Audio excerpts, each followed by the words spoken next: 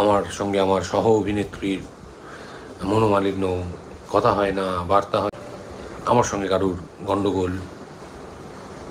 আমার ভালো মানুষ যখন খারাপ মন্তব্য শোনে তখন ভালোভাবে নিতে পারে না। খারাপ মানুষ খারাপ মন্তব্য শোনে, তারা হ্যাবিচুয়েটেড। কোনো সমাজ মাধ্যমে নয়, সরাসরি লাইভে এসে দিতিপ্রিয়াকে নিয়ে কি বললেন জিতুকমল। চাদরে ঢাকা দিতিপ্রিয়ার সঙ্গে জিতুকমল, এই ছবি নিয়েই সমস্যা। গুঞ্জন ছড়াবেন না অনুরোধ নায়কের। সমাজ মাধ্যমের একটি ছবি পোস্ট, পুরোটাই নতুন ধারাবাহিকের প্রচারের জন্য। তাই নিয়ে দিন 15 ধরে বিস্তর চর্চা। খবরের শিরোনামে জিতুকমল দিতিপ্রিয়া রায়, আর যার কারণে মানসিক বিপর্যস্ত অভিনেত্রী দিতিপ্রিয়া। এবং সেই নিয়ে লাইভে এসে কথা বলেন অভিনেতা জিতুকমল লাইভে এসে কী বললেন তা তোমরা নিজেরাই শুনে নাও। Hello, good evening. 10:32। ওই হঠাৎ করে যেভাবে চলে আসি আর কি। হঠাৎ বৃষ্টি নামলো, বিকেল থেকে থেমে গিয়েছিল, আবার যেমন বৃষ্টি চলে এলো ঠিক তেমনই। সো এনিওয়ে,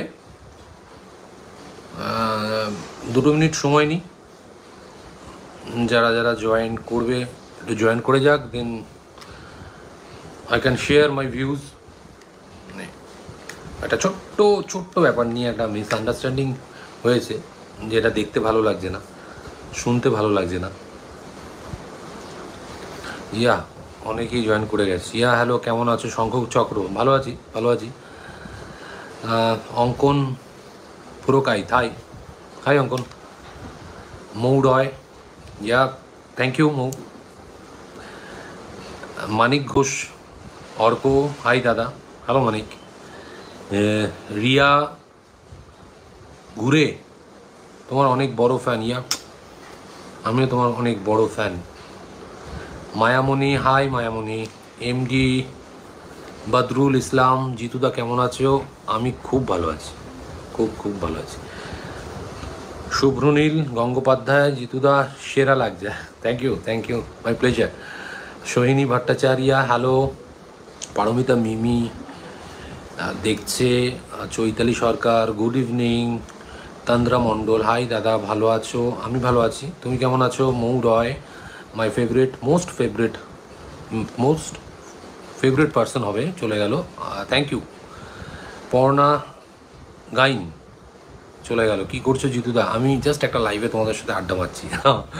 অমৃতা বসাক মণ্ডল, হাই দাদা, হ্যালো অমৃতা। সোহিনী, আহা, মনটা ভালো হয়ে গেল আমারও। রাহুল সরকার, হাই দাদা, কেমন আছো? ভালো আছি রাহুল। আরেক রাহুল নিচেই আছে, so this is the Rahul gang. Hello Rahul. Nabapurna Das crush, redeemed হয়ে গেল, but sound good, thank you. Barsha Islam, big fan and প্রচুর লাভ সাইন্স, থ্যাংক ইউ। তোমার অভিনয় ভীষণ ভালো লাগে। Sanchita Nandi, thank you. মানে আমি জাস্ট চেষ্টা করি।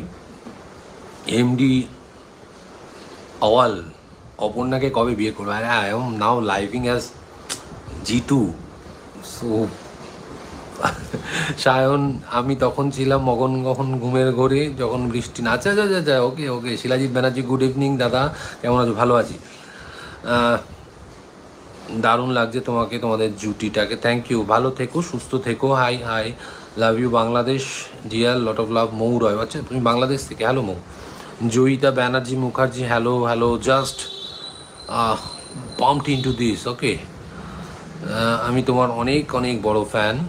শঙ্খ ঘোষ, হাউ আর ইউ? আমি একটু উল্টো দিকে ঘুরি, দেখিয়ে দিই যে আমি কি দেখতে চলেছি এই মুহূর্তে। So this is my frame. So কিছুক্ষণের মধ্যে আমি মানে বাড়িতে ফিরেছি, আমি দেখব। শর্মিলা বসাক, তুমি তো কাঁপিয়ে দিচ্ছ। না, আমি কাঁপিয়ে দিচ্ছি না, আমি অনলি পাঠ করছি। সুনন্দা সিংহ রয়, আচ্ছা, Arya Singha Roy, you are Sunanda Singha Roy, okay. Hi Arya, yeah. তো কেমন আছো সোমা মণ্ডল?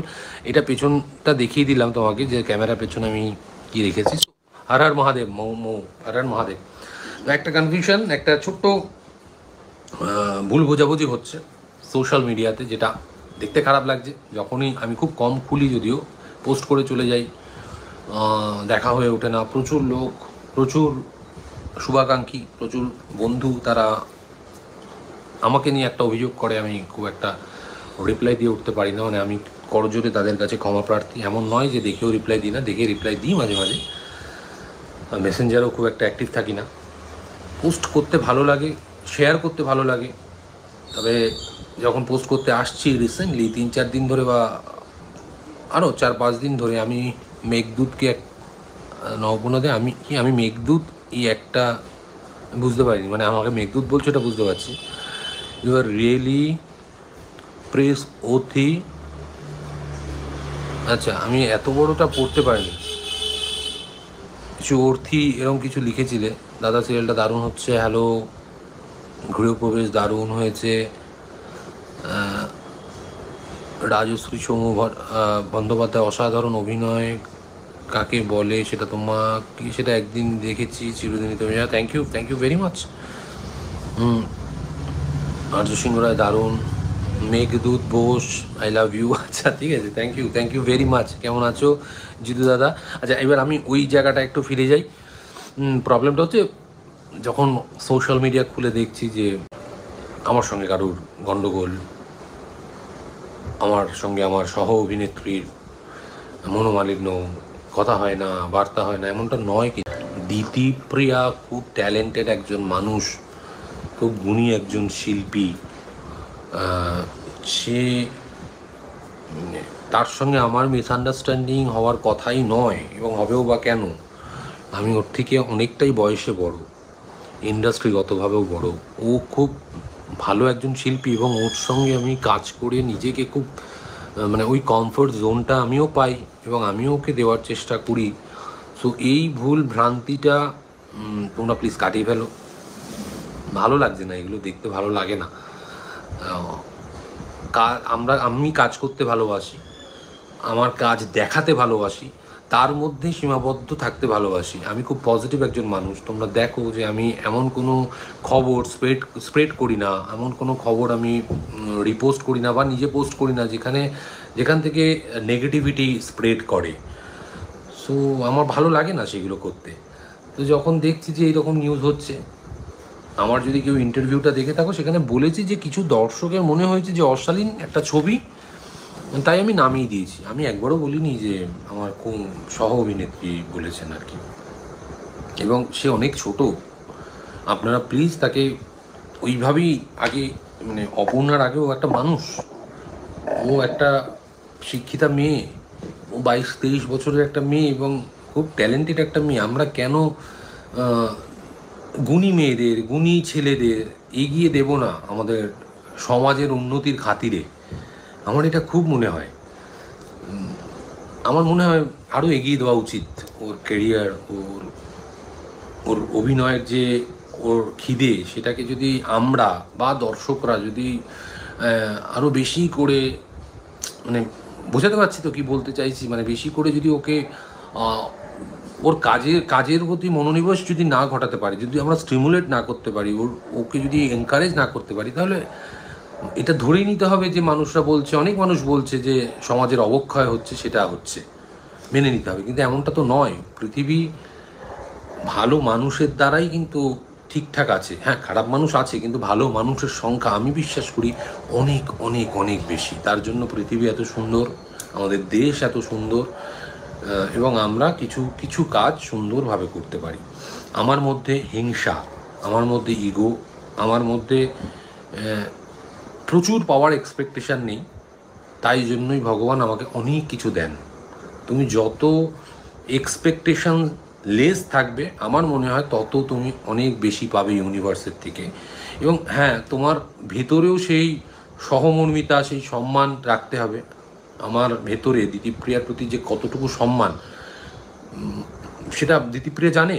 মানে আমি তাকে বোঝাইও। আজকে সন্ধ্যাবেলা ওর সাথে যখন কথা হচ্ছে, আমি বোঝালাম যে আমি, মানে আমার শিব আমার সব থেকে কাছের একজন বন্ধু, যে ওকে আমি ইমেন্স রেসপেক্ট ওর প্রতি। তো ওকে নিয়ে প্লিজ উল্টো পাল্টা কথা, আজে বাজে কথা প্লিজ বলে তাকে ডিসকারেজ করবেন না। ওর মুখ ছোটো হয়ে যায়, জানেন, খুব মানে ও ভালোভাবে নেয় না, এগুলোকে ভালোভাবে নিতে পারে না, নেবেও বা কেন? ভালো মানুষ যখন খারাপ মন্তব্য শোনে তখন ভালোভাবে নিতে পারে না। খারাপ মানুষ খারাপ মন্তব্য শোনে, তারা হ্যাবিচুয়েটেড। সো প্লিজ এটা এই মিসআন্ডারস্ট্যান্ডিংটা আর ক্রিয়েট করবেন না। কালকে আমাদের একটা ধামাকা পর্ব আসছে। আমি একটা প্রমিস করতে পারি, আপনারা এত কথা বললেন তো, কালকে আমি আর দিদিপ্রিয়া একসঙ্গে লাইভে আসবো। আমার পেজ থেকে হতে পারে, ওর পেজ থেকে হতে পারে, বা চ্যানেলের পেজ থেকে হতে পারে, বাট আমরা লাইভে আসবো যে কোনো সময়, যে কোনো মুহূর্তে। চোখ রাখবেন। এবং কালকে ধামাকাদার পর্ব রয়েছে 6:30টার সময়, অবশ্যই চোখ রাখবেন। কালকের এপিসোডটা এখনও পর্যন্ত আমাদের করা বেস্ট এপিসোড, মানে আমার করা, আমি তো বলবো আমার করা বেস্ট এপিসোড। এই কারণেই বলছি, দুর্দান্ত হয়েছে, দুর্দান্ত হয়েছে। আমি এতটুকু আপনাদের বলতে পারি, বেশি ডিসক্লোজ করতে পারবো না, আমার বাড়িতে মেল চলে আসবে কেন ডিসক্লোজ করেছো। So thank you very much. আর আপনাদের মধ্যে মিসআন্ডারস্ট্যান্ডিং রাখবেন না। আমার কোনো পোস্ট কাউকে টোন করে নয়। আমি শাহরুখ খানের অন্ধভক্ত।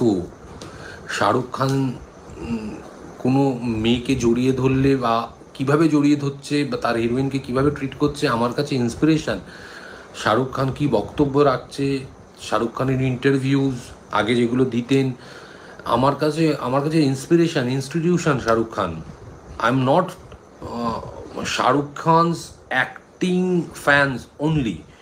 আমি শাহরুখ খানের ফিলোসফির ফ্যান। শাহরুখ খান এমন একজন মানুষ যিনি বলেন কাজ করতে হবে, কাজের বাইরে আর কিছু হতে পারে না। কাজই আমাদের সাকসেস দেবে, কাজই আমাদের প্লেজার দেবে, কাজই আমাদের অর্থ দেবে, এবং সৎ পথে করে যেতে হবে কাজটা। সো তাই জন্য আমি শেয়ার করি, মানে এমন কোনো ব্যাপার নেই যে কাউকে টোন করতে হবে। এবং আমার পার্সোনাল লাইফের রিফ্লেকশান কখনোই সোশ্যাল মিডিয়াতে আমি প্রকাশ করি না, এটা বারবার আমি বলি। আমার যেটা ভালো লাগে সেটা প্রকাশ করি, কখনো কখনো কোনো পোস্ট পড়ে মন ভারী হয় সেটা পোস্ট করি। তার সঙ্গে আমার মন এমন নয় আমি মন ভারী করে বসেছিলাম, সেই সময় হয়তো আমি বাড়িতে আড্ডা মারছিলাম, সেই সময় ওই পোস্টটা দেখে আমার মন ভারী হয়েছে একটুখানি, সেই পোস্টটাকে আমি শেয়ার করেছি। সোশ্যাল মিডিয়া আমার কাছে পার্সোনাল লাইফের মানে রিফ্লেক্ট করার জায়গা নয়। আমার কোনো রিফ্লেকশান সোশ্যাল মিডিয়াতে আমি করি না। সো বাকিটা আপনারা বুঝে নিন। ফাটিয়ে কাজ করে মেয়েটি, দেখুন ফাটিয়ে কাজ করে। আমি এক্ষুনি অন করবো আর কি। So bye bye, take care. আমাকে আমার এপিসোডটা দেখতে দিন। টাটা।